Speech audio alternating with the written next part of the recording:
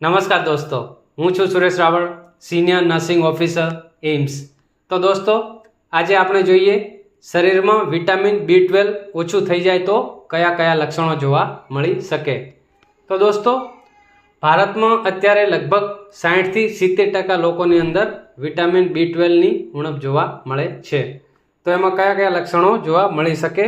તો સતત થાક લાગે અને નબળાઈ જેવું રહે, હાથ પગમાં ઝણઝણાટી અથવા તો હાથ પગ સૂના થઈ જતા હોય એવું લાગે, ચાલવામાં અસંતુલન અથવા તો ચક્કર આવવા એવું લાગે, યાદશક્તિમાં ઘટાડો અથવા તો કોઈ પણ એક વસ્તુ પર વધારે ધ્યાન ના રાખી શકાય, જીભ લાલ થઈ જાય અથવા તો જીભમાં બળતરા થતી હોય, ચહેરો ફીકો દેખાવા લાગે એટલે કે એનિમિયાના કારણે ચહેરો ફીકો થઈ જાય, શ્વાસ ચડવો અથવા તો હૃદયના ધબકારા વધવા, આ બધા લક્ષણ જો જોવા મળે તો વિટામિન B12 શરીરમાં ઓછું હોઈ શકે।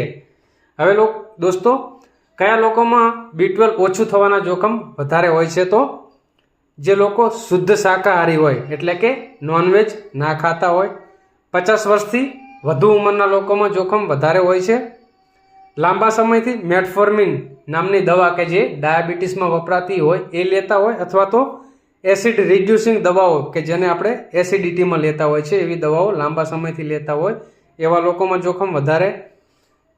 પછી પેટ અથવા તો આંતરડાની કેટલીક બીમારી જેમ કે સતત આંતરડામાં ચેપ રહેતો હોય એટલે કે ઇન્ટેસ્ટાઇનલ ઇન્ફેક્શન, અથવા તો આંતરડામાં સોજો, અથવા તો વધારે કોન્સ્ટિપેશન એટલે કે કબજિયાત અથવા તો વધારે ડાયરિયા સતત રહેતા હોય તો એવા લોકોમાં B12 ઓછું થવાના જોખમ વધારે હોય છે।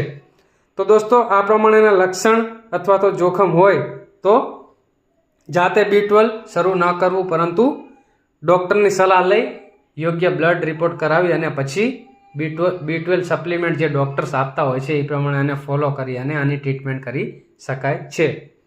તો દોસ્તો, માહિતી પસંદ આવી હોય તો આપણી ચેનલને લાઇક, શેર અને સબસ્ક્રાઈબ કરશો। મળીશું નવી માહિતી સાથે નવા વિડીયોમાં। નમસ્કાર।